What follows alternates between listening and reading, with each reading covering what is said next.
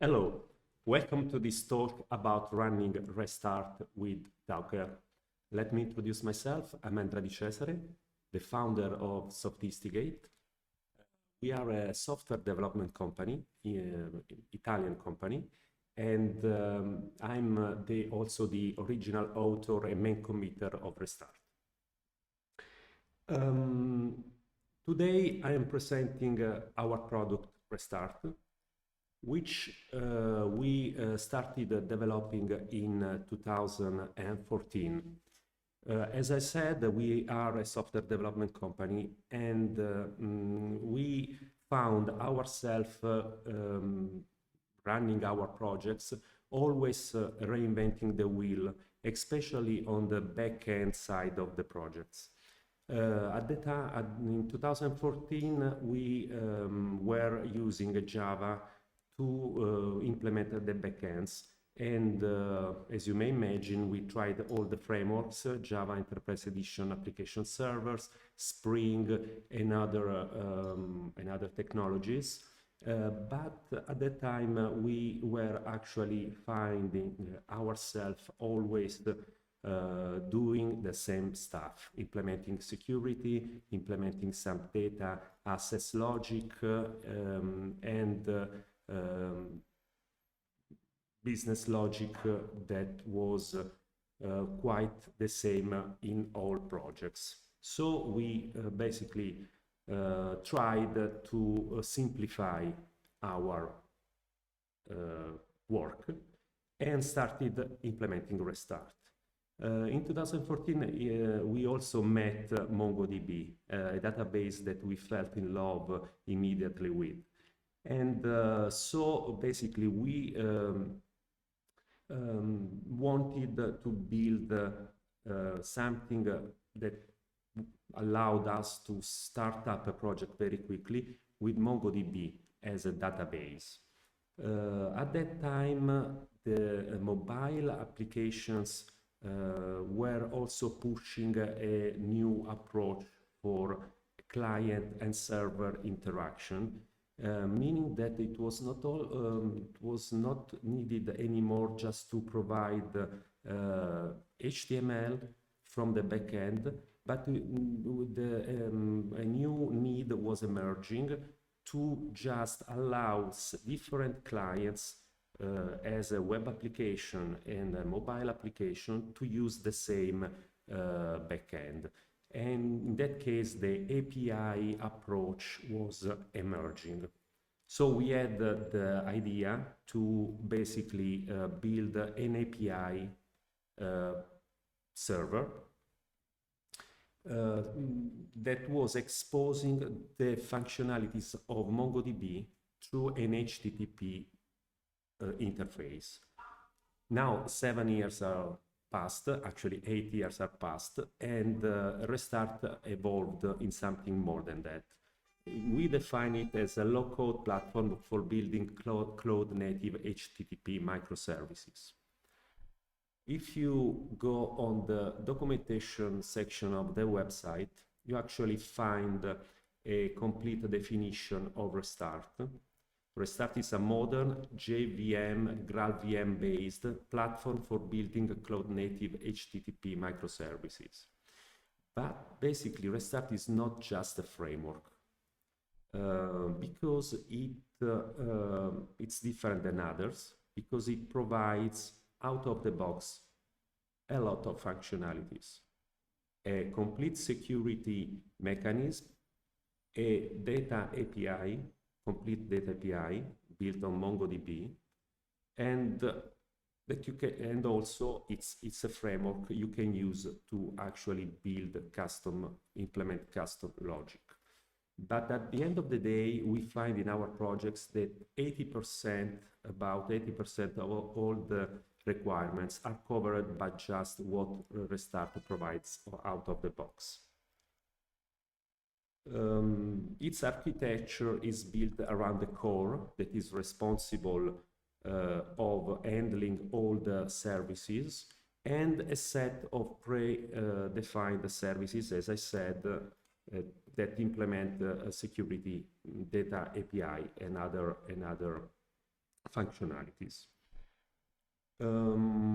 So today I'm going to give a very quick demo about RESTHeart, but then I will focus on Docker. I'm running RESTHeart with Docker because we are at the Docker conference, aren't we?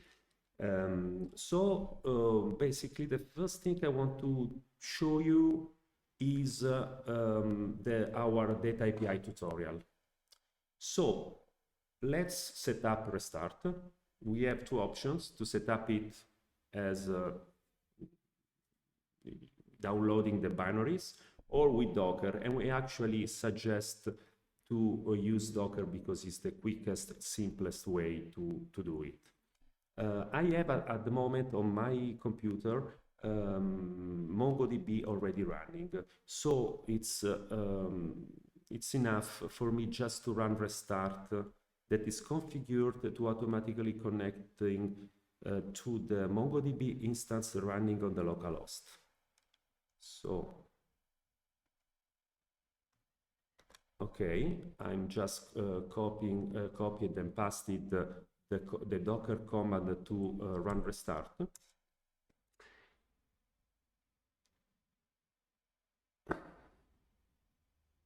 Okay, RESTHeart started. You can look at the log messages.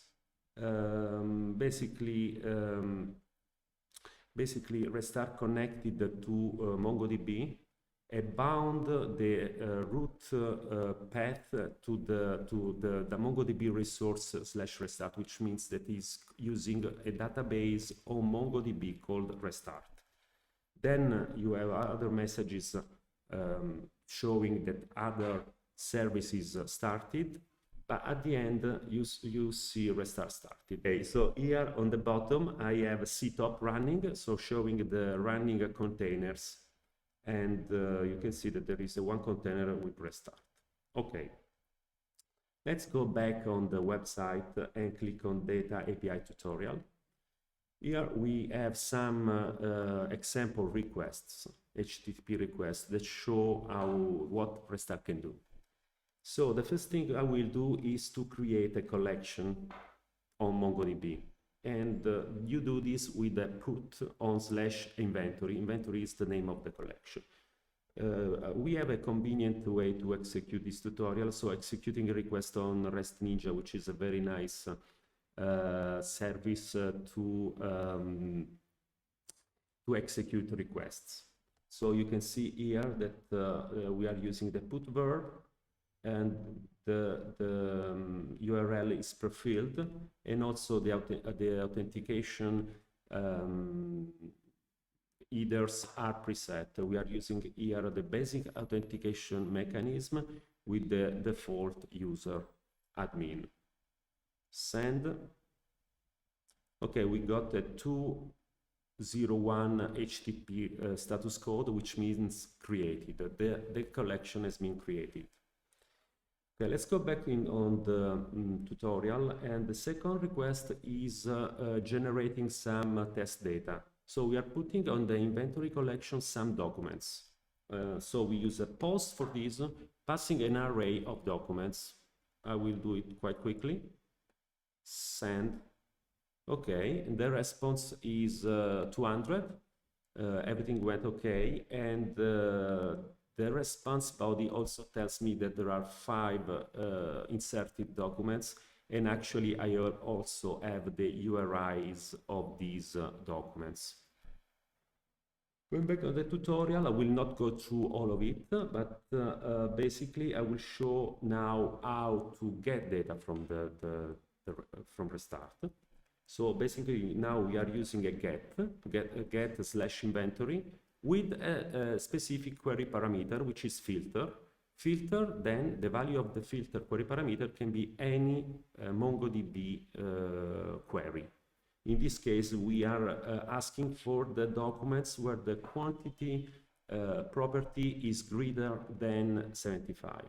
Execute on REST Ninja. So we see the URL pre-filled. We send, and we get the response, which is an array containing 1 document, because 1 is the document satisfying the condition.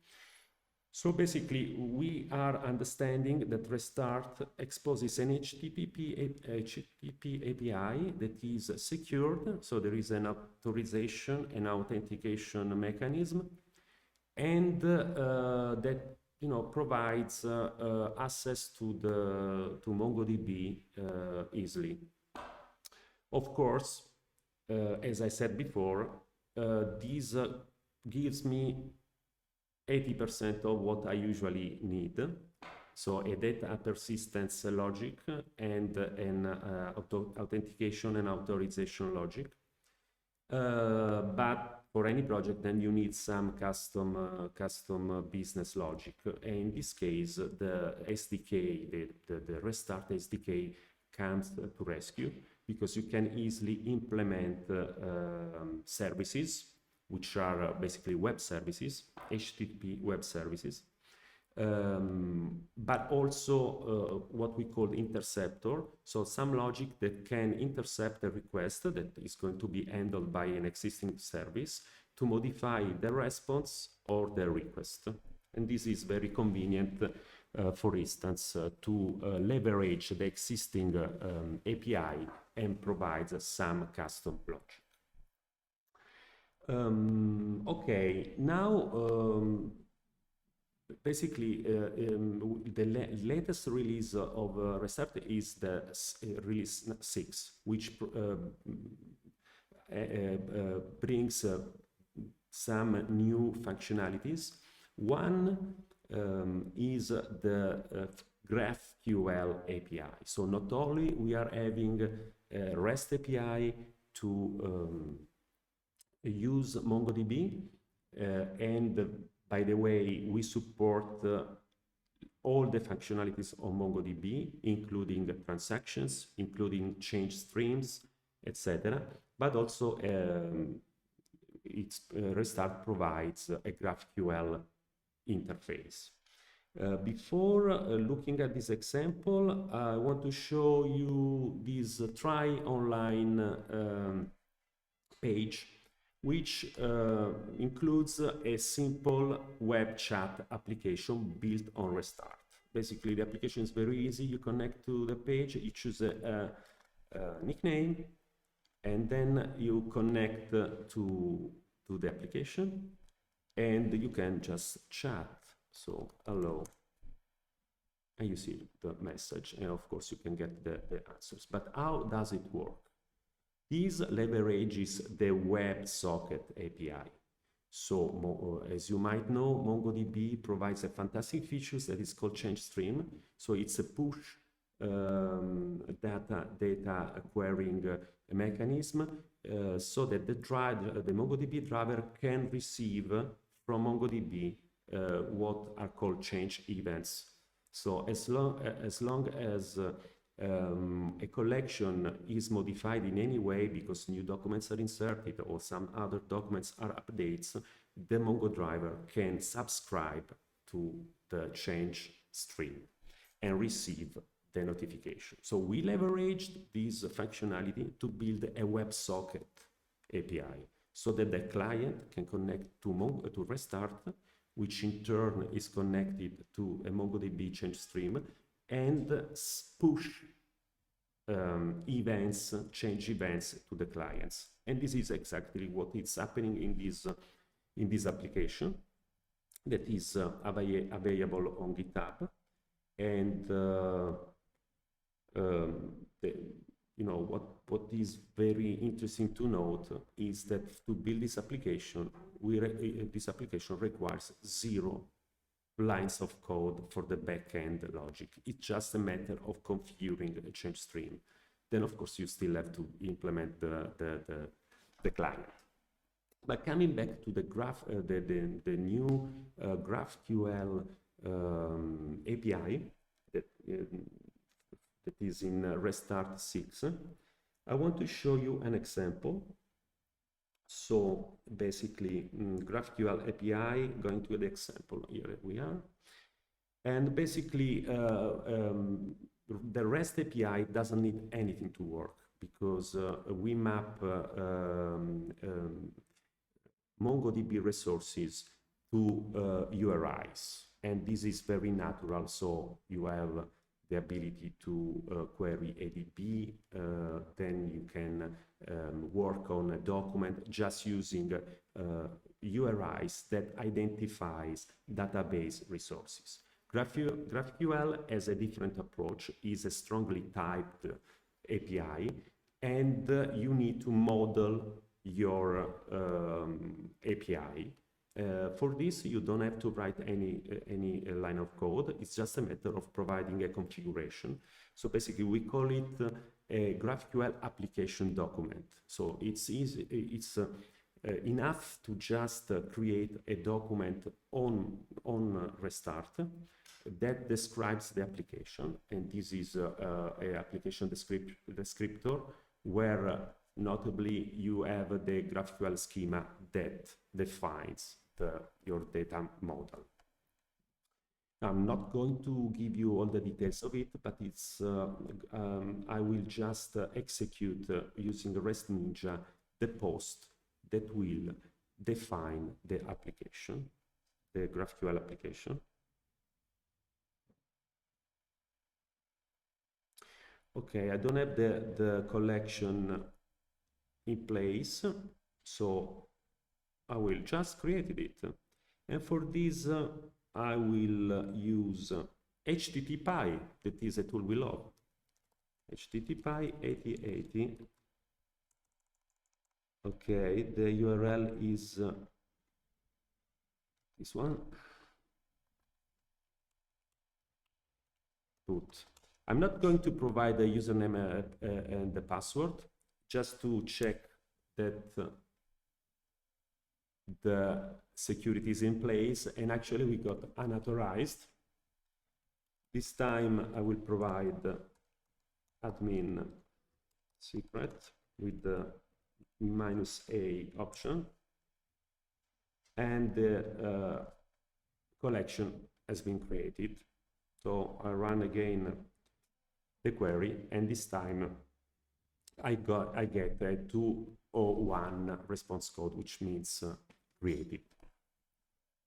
Now that I created a document, a GraphQL definition, application definition document in the special collection that is meant to meant for this, I can directly use the GraphQL automatically created GraphQL API. For this, just to give you a brief example, I will use this example, this post. Let's analyze it. It's let's see the content type either. It's application/GraphQL. So it's a GraphQL query request.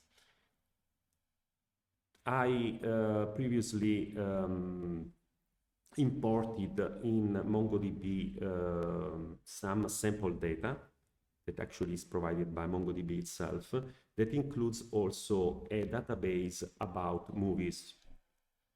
So the GraphQL application defines a query that is called the movies by tomatoes rate range, with some, as you might note, some parameters. Send it. Okay, and here we have the response with all the data we required. As you might know, GraphQL allows you to actually define exactly the set of information that you want back from the request. So, for instance, here we are asking the tomatoes rate property. I can remove it and execute it again, and as you might note, now the response doesn't include that property. Okay, I hope this brief introduction about RESTHeart was enough. Now we understood it's an HTTP microservices software that helps you to quickly build your backend. We didn't see how to actually extend the functionalities, but I will provide an example later. But now I want to show you how to use Docker and specifically Docker Compose to build a complete stack for running RESTHeart. So let's go back on our website and let's go to the setup with Docker section. And as I said before, I used Docker to run a RESTHeart container, having MongoDB running on the host and having the container connecting to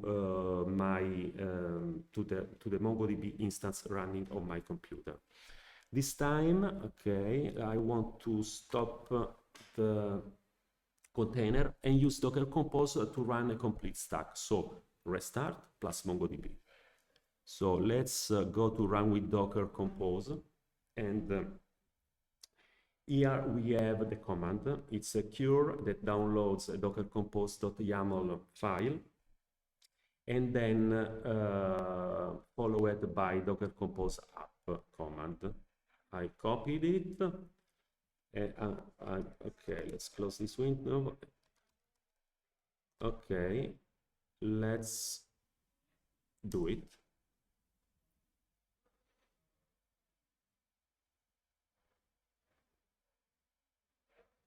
Okay, RESTHeart started. So as you can note on the CTOP, we have two containers running, MongoDB and RESTHeart. Let's open again a new terminal, and let's invoke this time a very simple service called ping. Greetings from RESTHeart, and this is a simple check to see that RESTHeart is actually running with Docker Compose. RESTHeart is a Java application, so but it's a very lightweight one. So you can see that it's okay. You don't see it very well, but basically the memory footprint is it's about 200-300 megabytes. Of course, being Java, the memory consumption can grow, and as you might know, the garbage collector will periodically free some used memory. Just to make a quick test, I will use a tool called WRK. That basically it's a performance testing tool, so it bombs RESTHeart with a lot of requests, and let's see how the memory consumption goes. I hope. Okay, WRK. Okay, 8080. Okay. Basically, here we are using 8 threads for 10 seconds to execute multiple requests to the URL localhost 8080 ping. Let's see what happens.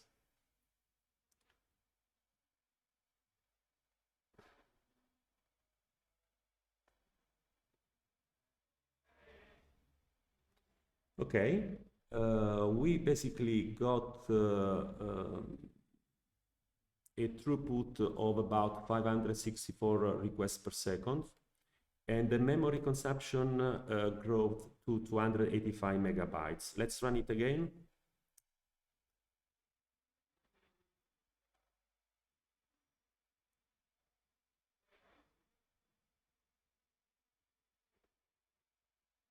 Okay, this time, okay, the memory consumption grew to 303 megabytes, and we got 700 requests per second. Now, let me say that the log level here is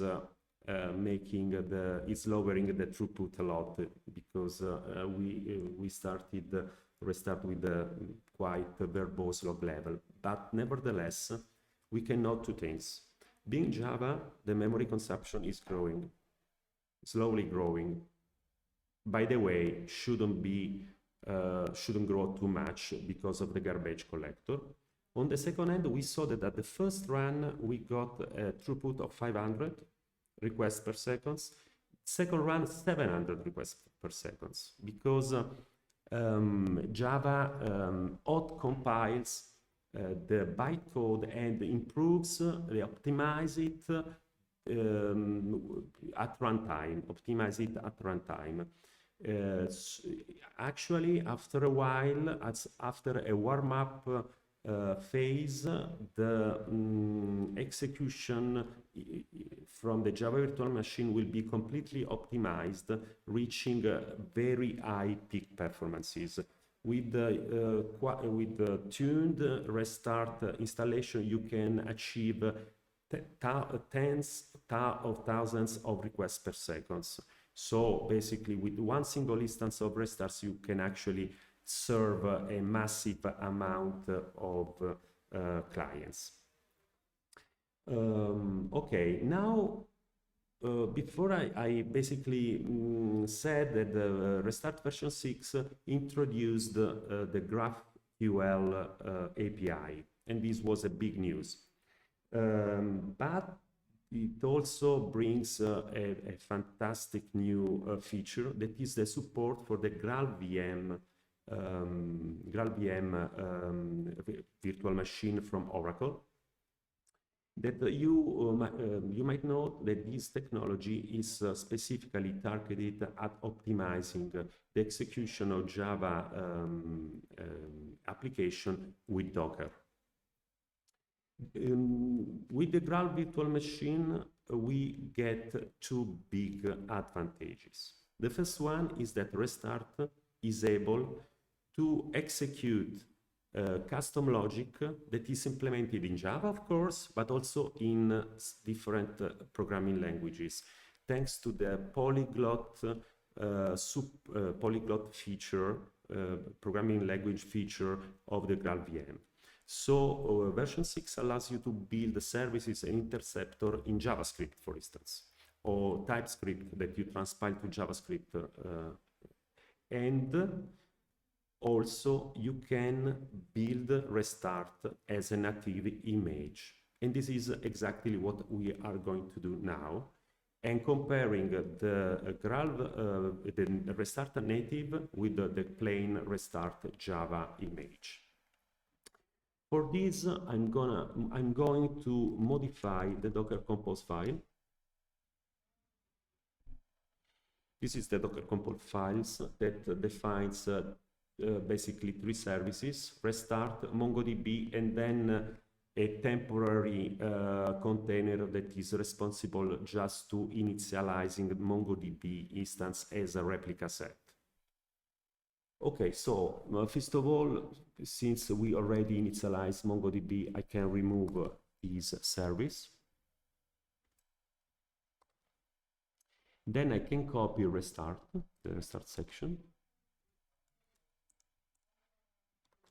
Okay, I will call it Restart native. And I will map the Restart native to port 8081. And then I will not use the normal Java-based image, but it will use Restart 623 minus native.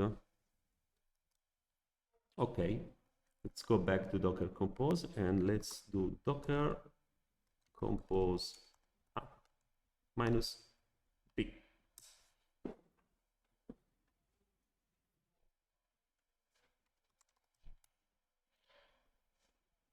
Okay, this time you see we have three containers, our beloved MongoDB, and then we have a Restart and Restart native. Let's compare the memory footprint of the two images.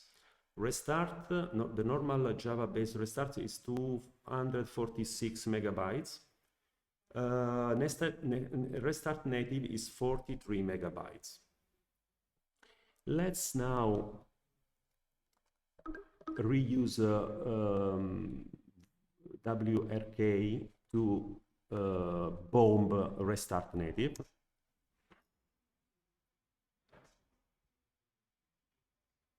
Okay, memory consumption is growing, 74 megabytes, 70 megabytes. Okay, and we have 1000 requests per second. I will rerun it again just to show you that the native image doesn't suffer for the warm-up time that the Java one does. Exactly, we got a result that is in line with the first execution. So, as a conclusion, with RESTHeart 6, you have the ability to build RESTHeart as a native image. Actually, you get pre-compiled Docker images available, and you can basically use these images to create a cluster of RESTHeart instances, containers, in order to achieve with the horizontal scalability a very impressive throughput. It's also the native image, sorry.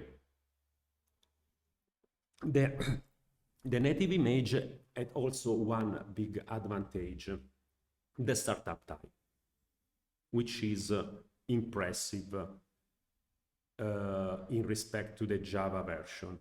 Let's see it. So Docker compose down. This time I will use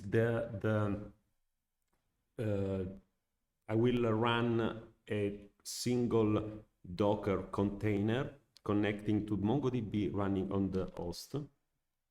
So Docker. Let's find the, okay. This is the normal Java base one.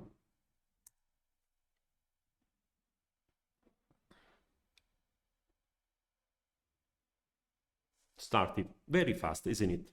So let's see how it started at 18,602, and the startup process finished at 23,111. So basically it's 4 seconds and a half. Very, very quick. Let's see the native one. Okay, it's gonna download it. Sorry.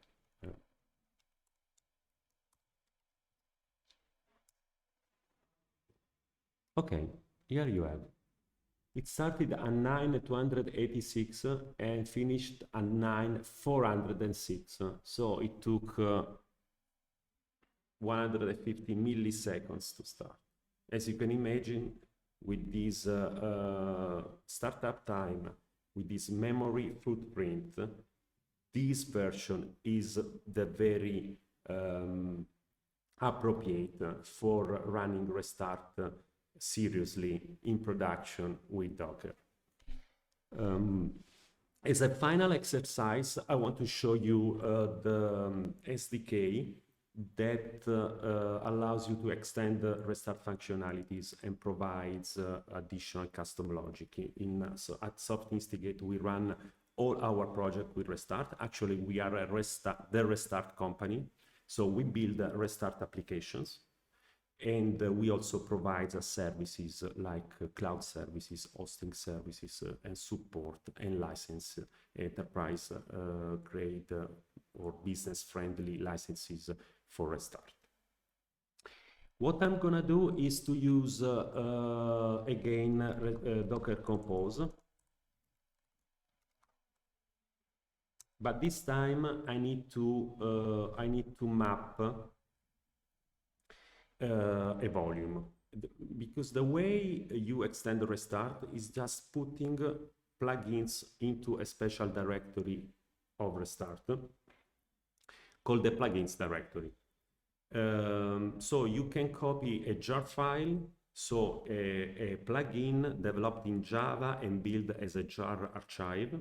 You copy it into the plugins directory, and RESTHeart will pick it up during startup time. Or you can copy a folder with the JavaScript files, and in this way you can actually leverage hot deployment. So you can actually deploy, undeploy, modify the services or interceptor at runtime. Okay, hopefully I will remind the volumes.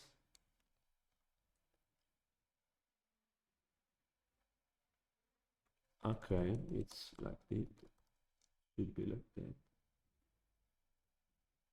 Put plugins. Okay. Make dir plugins.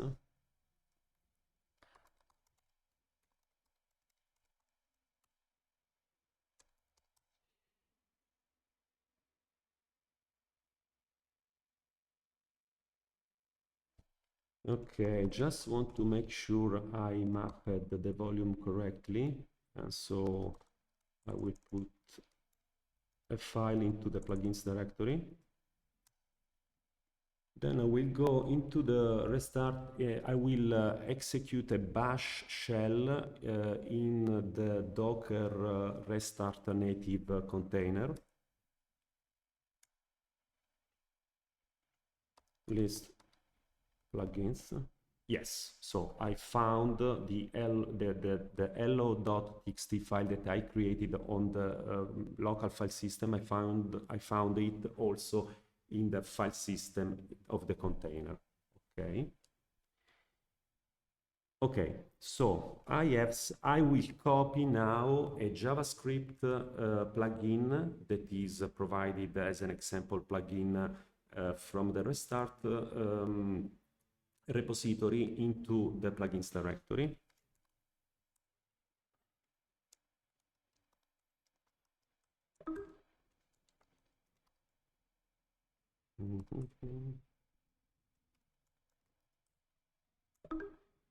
Okay. Actually, I'm missing a -r because I'm copying a directory. Done. Let's see the logs.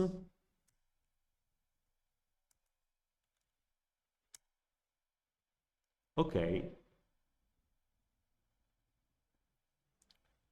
Oops. Okay, the last log messages from the from restart says that the polyglot deployer has found some plugins and bound some services to URIs. So, for instance, LOTS is bound to the hello-world TS, that is a plugin developed in TypeScript.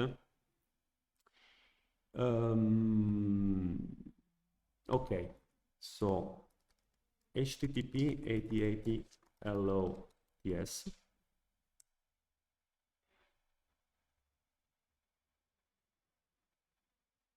Boom. Basically, it happened that MongoDB is in recovery state because I probably shut it down in the wrong way before. But nevertheless, we'll continue and I don't remember the name. Subnative, okay, Docker logs.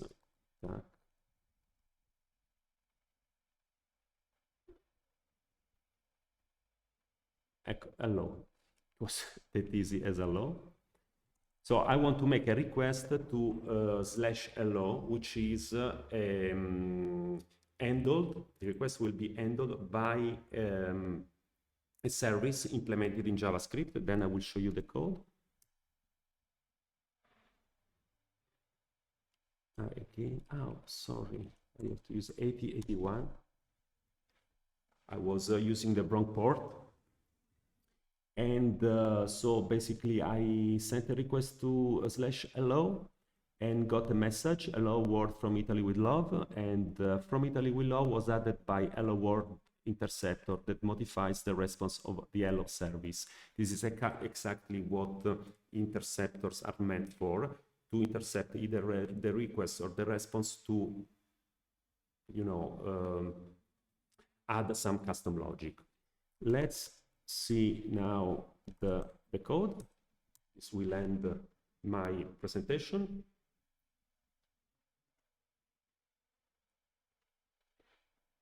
Okay, basically, you might recall that I copied a directory. This directory contains different JavaScript files and one package.json file. The package.json must declare the services and the interceptor in that directory.